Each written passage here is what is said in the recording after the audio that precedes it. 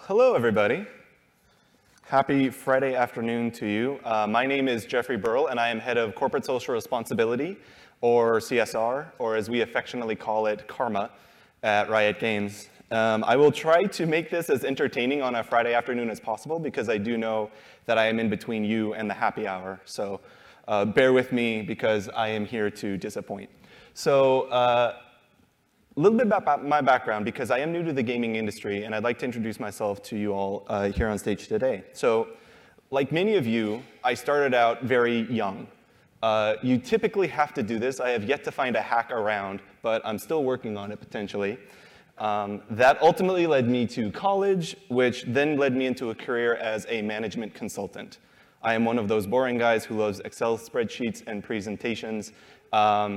Until after about 2 months on the job, until I realized then I hated it.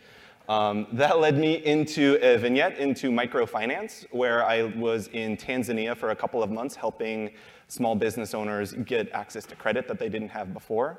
And that really then led me to realize I wanted to do something with my life, something more important than creating shareholder value. And so I went to, of course, graduate school. I loved it so much, I got an MBA and then an MPA. So I'm one of those self-described business people that wants to do good, but not quite a person that wants to do all the way good, yet I like capitalism, so it's this weird kind of tension in my own head. And then ultimately, that led me to the Gates Foundation, where I was primarily focused on education technologies. And then ultimately, that led me to the games industry at Riot Games. So like I said, I'm new to this, but throughout my entire life, I've been a gamer. Like many of you, I started with the Atari with the glorious single red button, and that led me all the way to playing Hollow Knight on my Switch in the hotel room last night. And so, an awesome game. And so, when I started my career, I kind of see that I was working on issues regarding technical challenges. These are challenges and problems that really have kind of a standard solution. They just need a workhorse to kind of go and figure it out. Towards the later part of my career, I've really been focused on systemic problems. And so this is also what authors call foreshadowing. So make a mental note of this, because we'll be coming back to this in a bit. And really what that meant was I was working on known solutions at a time, so someone could check my work. And more towards the later part of my career, I'm working on solutions that don't necessarily have a correct answer yet, but we're actively working on trying to figure it out. And so for those of you who are unfamiliar with Riot Games, this is our mission, and we aspire to be the most player-focused game company in the world. And as being a player-focused game company, we hope to create game experiences that are really meaningful for players and also help to improve the world that they live in by serving and investing in the communities that we are all a part of. And so it's a natural extension of our purpose for caring about the player to caring about the communities that we're in. And for those of you who don't really know kind of what we do or how we identify is we're the developer of League of Legends. It's played by roughly 100 million active monthly players each month. We like to focus on being and putting the player experience first. So everything that we do, we have kind of an internal credence of saying, does this add player value? Is this something that a player would enjoy doing and seeing? And ultimately, we like to self-identify as gamers who take play seriously. Because if we are gamers ourselves, then we can empathize with player pain and the player journey with our own products and the ecosystems that we're helping to create.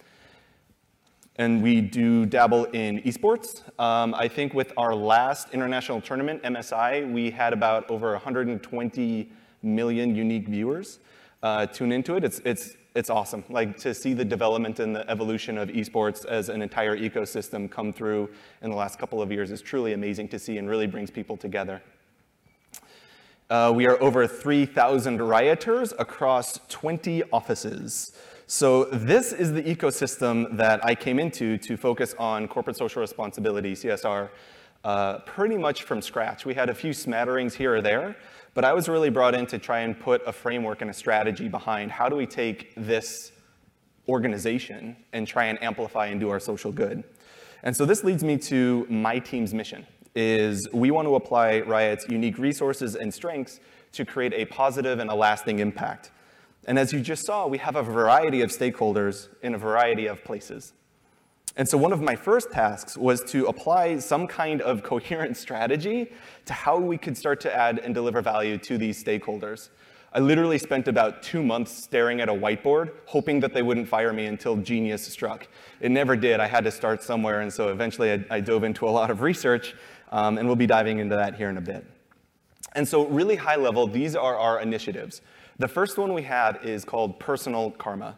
Now, the idea behind this one is we really want to amplify an individual's impact. We want to take what is that they care about and amplify it and make it more powerful and resonant for them. We do this through programs such as donation matching, volunteer grants, and other types of engagement programs.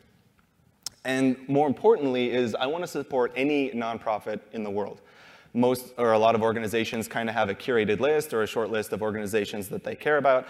I don't really care that much. I want to open it up to support any nonprofit in the world. Within reason, of course, religious and political organizations are out of bounds because I do need to stay out of jail. That is a goal of mine. And so then we want to look at our next initiative is what we call local karma. Now, the idea behind this one is we really focus on local players and creating resonant impact.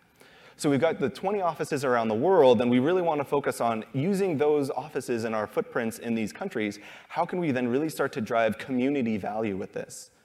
The idea is we want to drive a deep connection and a joint sense of community, because even though we are a global organization, impact, as you all know, happens on the ground level. And finally, you guys probably know where we're going with this, personal, local, and then yes, global. Karma is our third initiative. That right there is the entire kit and caboodle. I am done. No, but this is our third initiative, and the idea behind this one is we want to focus on bold ideas that really address intractable problems. We want to take an experimental mindset with this, because when I was talking about the idea of unknown solutions, this is really where we play in that space. We want to focus on creating big impact on things that necessarily could use a lot of help and support. And so that's it. That looks a lot like most coherent CSR strategies. But really what I wanted to talk about, and this is the part of the presentation where I am here to disappoint you and your happy hour, is at the end of this, all we're really going to do together is to build a graph. I'm sorry, that's all I got. But that graph hopefully will provide more context and texture into how we created these initiatives and the design decisions that we make behind them. Because as I said, when I first came into this role of CSR, I did a lot of research, and everyone told me that we needed a strategy. I'm like, yeah, that's really good, but how?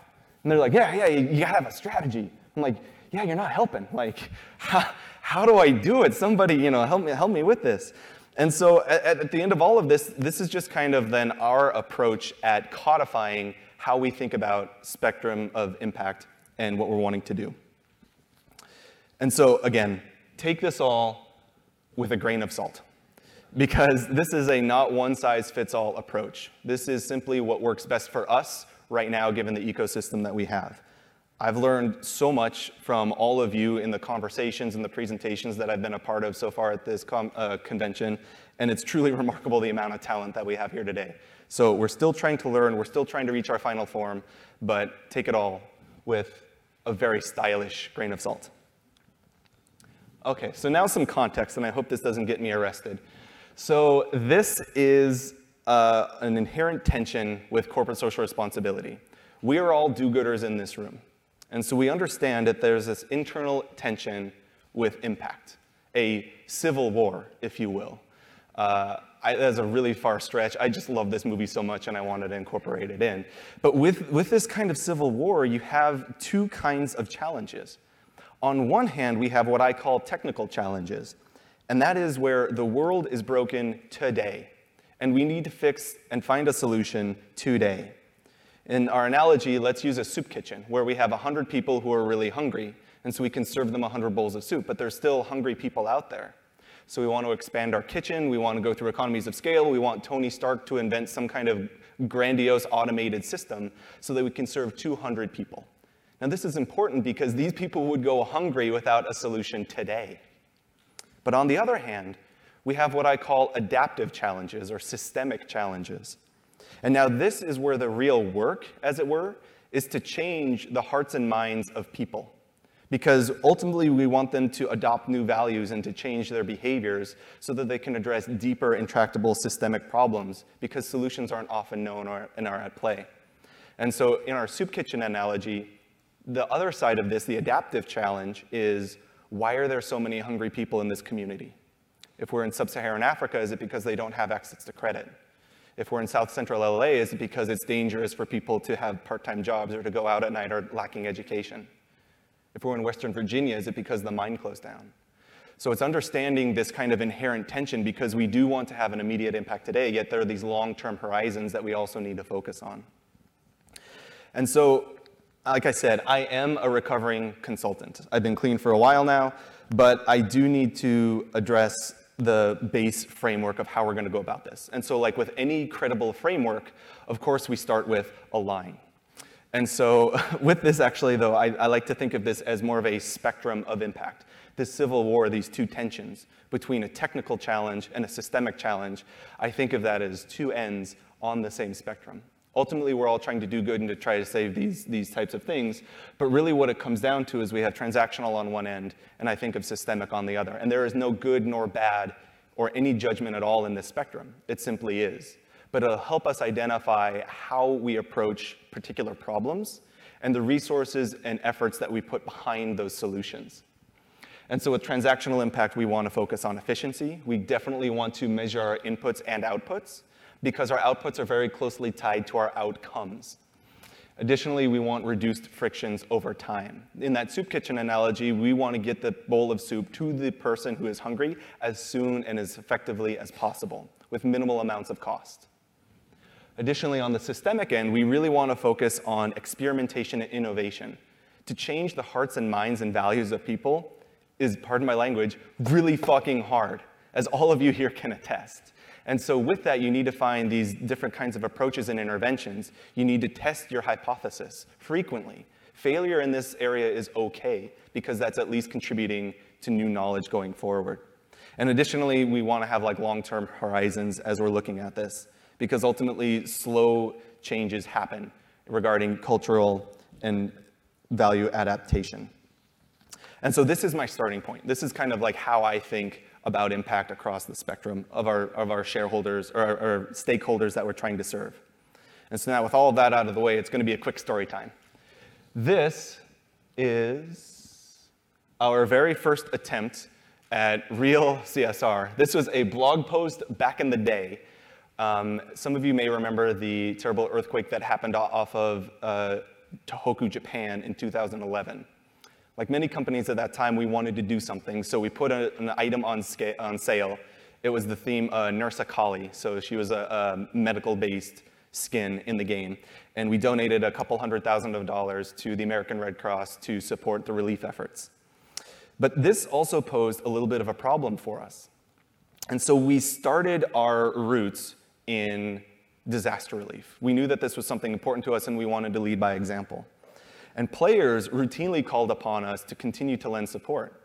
The Tohoku earthquake was really bad, but then other disasters kind of happen around the world. There's terrible disasters that happened in Chile and Turkey that don't necessarily get the headlines, and we're still frequently called upon to participate. And this all came to a head when Nepal happened in 2015. You guys may remember some of the pictures from that, but that was truly devastating. And a lot of companies wanted to go and to participate and to jump in. And me and my team were immediately called to see like, hey, what could we do? But this raised a lot of questions of when do we participate? Where do we participate? How much should we participate? And more importantly, how do we scale these? Because we can't predict these natural disasters. And is it right that we should only jump into the disasters that happen that meet the top headlines of the world and grab all the immediate attention versus those that don't? Because ultimately what we wanted to do was we wanted to help save lives. We wanted to rebuild communities. And so of course we started to dive into the research. And what the research shows was that the first 72 hours after a disaster strikes is most critical to saving lives and rebuilding infrastructure. And so then we started to look at our internal processes of saying like, okay, if this is where we're wanting to head, how do we save the most lives in order to do that? And so we looked at our own internal processes to actually like put an item on sale, to collect the funds, to cut a check, to get it to the front line could take up to 8 weeks, which is a long time. Don't get me wrong, all money helps and all money is good, but that was not necessarily where we were wanting to go. We wanted to try and find a better way. And so ultimately, we talked to our partners on the ground, some humanitarian organizations, and they also strongly preferred to know how much money they could get up front to deploy what resources. So going back to that spectrum I was talking about of impact, while it is immensely complicated work, disaster relief and humanitarian aid, relief solutions are often known. It's really hard to put up a pop-up hospital, but we know that we need a pop-up hospital. And so with that, this is on the, how I would dub the transactional end of impact, so I wanted to find highly efficient ways that we could deploy these resources. And so we identified a partner called International Medical Corps. It was also extremely helpful that they were right down the street from us in Los Angeles. And they were highly aligned with our values and what we wanted to achieve with being highly efficient with our funds. And so our goal was to reduce the friction, right? We wanted to create high efficiency with our disaster relief because we didn't want it to arrive 8 hours after a disaster happens. We wanted it to arrive immediately. And so we tried to find a new way to revamp our support for disaster relief. And so what we actually decided to do was each year we forward fund our disaster relief. We essentially cut a big check to IMC at the top of the year. And as bad things happen around the world, whether it's in the headlines or not, IMC pings us, we approve to release the funds, and it can be released immediately to the ground. Using this approach, we were actually able to deliver our relief efforts within about 24 to 36 hours. So this is a way that we're trying to address shareholder or stakeholder value, not necessarily by announcing it and being very loud or boisterous about it, but trying to be as efficient as possible with this transactional impact. And so now going back to our model, this again, I'm going to be like mostly boring 87% of you who hate graphs, but maybe a little bit less because there's a lot of academics in this field. But we're looking back to our spectrum of impact. And one line is, of course, hardly innovative. No one really gets paid to come up with one line. But 2 lines, now all of a sudden, you've got a framework. And so the other dimension that we wanted to add was area of focus. And so we really wanted to look at across a narrow and broad spectrum with this. Now, how many of you are economists? Please, someone raise your hand. Oh, so good. So now you guys are starting to have that inner spidey sense tingle, and you can see, oh my God, trade-offs. Exactly. So at the lower end of the corner, using this framework, if you're at narrow and transactional, i.e. you're just trying to find stray black dogs in Santa Monica and get them homes, like just black labs, that's great. Maybe step it up, right? One dimension or another, that makes sad a moo-moo. I'm willing to argue that you're not super efficient with your funds.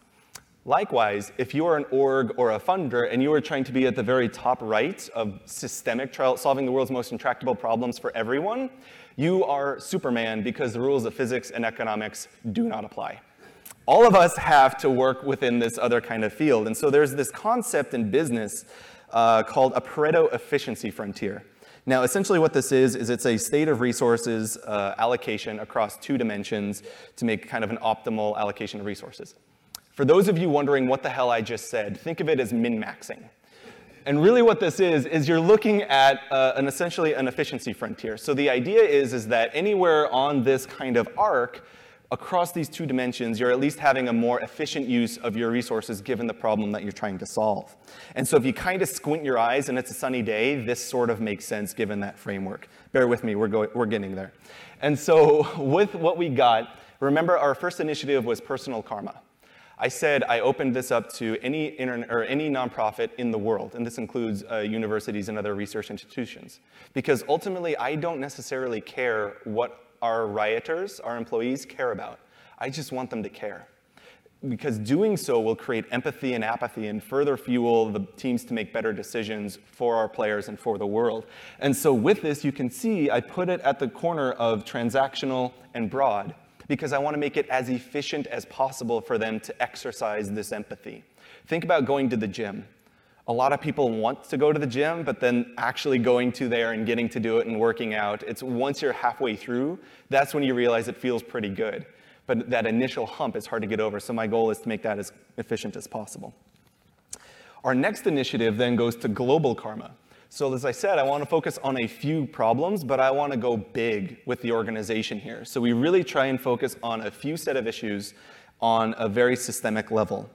And so this framework, at least to start, is how we start to address these 2 tensions across our systems of stakeholders.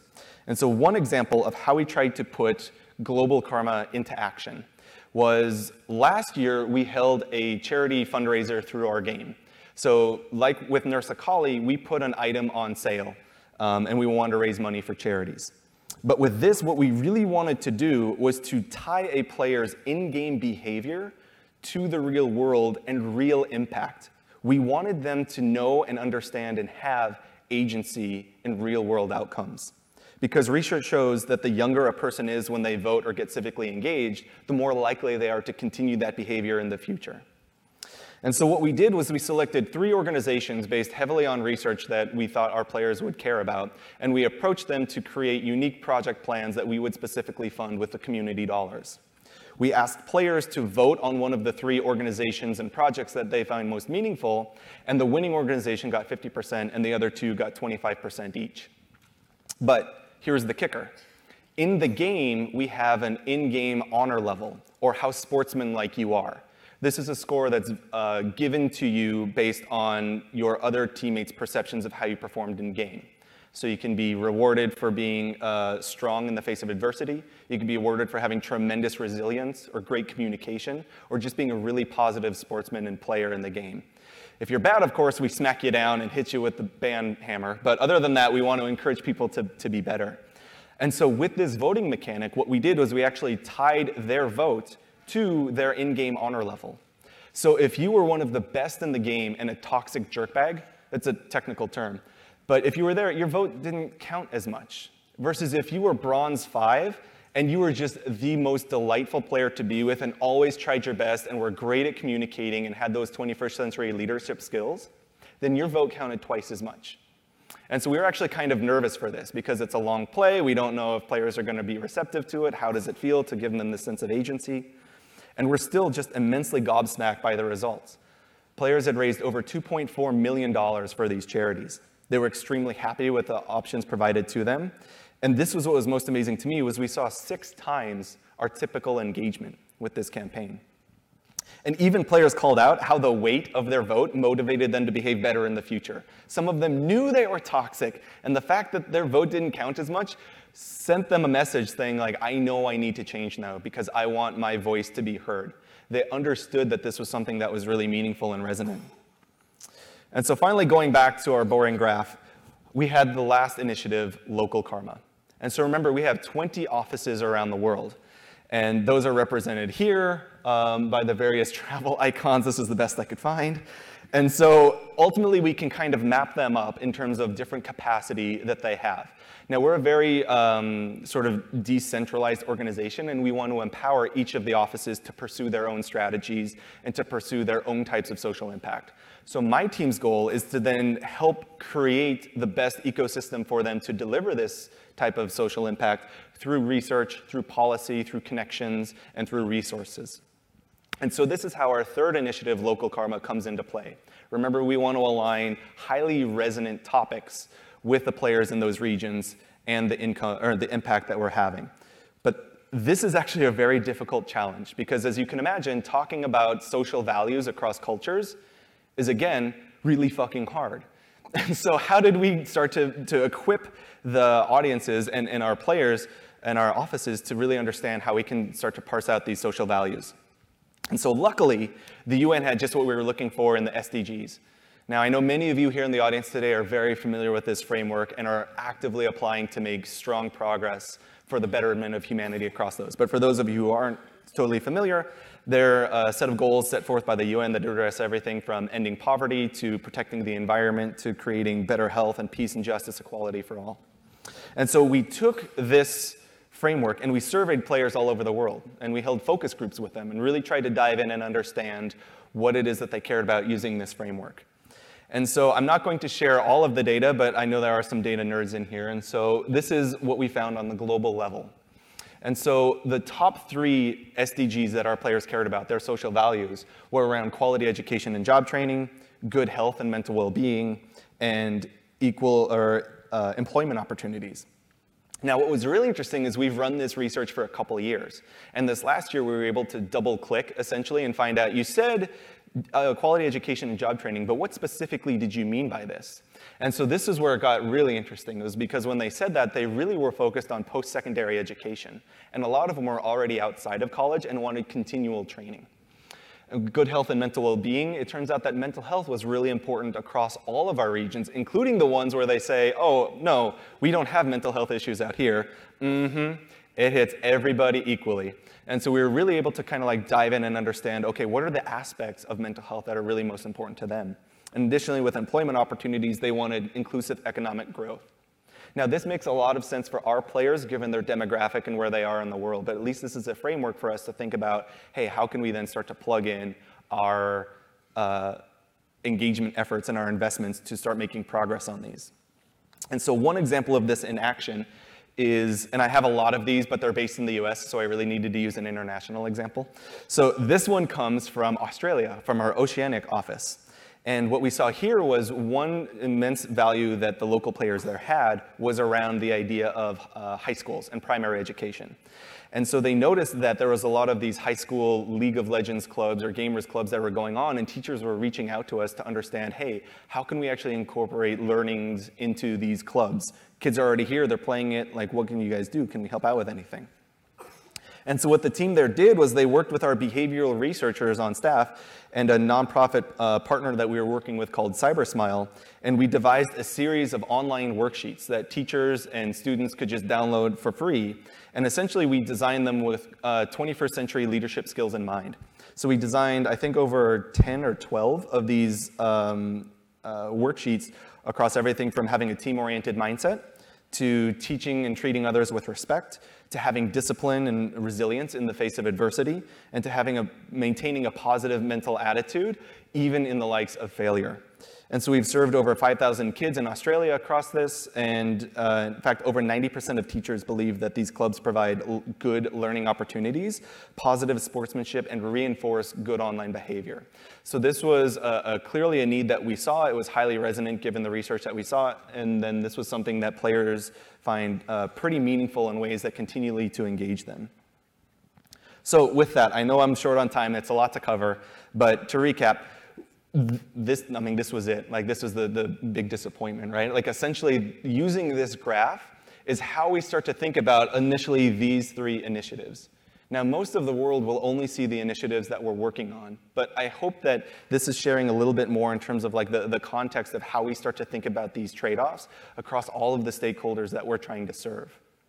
And so ultimately, I just wanted to recap again with Tony and Captain America here, is that we're all the do-gooders, that we're trying our best to use this medium, to use these products, to use everything we can to mobilize and engage learners and players and gamers the world over. And so I'm new to this space, and I tremendously appreciate the opportunity to be in front of you today. And we all know these tensions. We all know that we want to have an immediate impact today and a long-term solution for tomorrow. But I hope that using this at least framework in terms of thinking of transactional impact and systemic impact can help us better align where we want to address the resources to make the impact we're trying to have. And so with all that, thank you very much for your time today.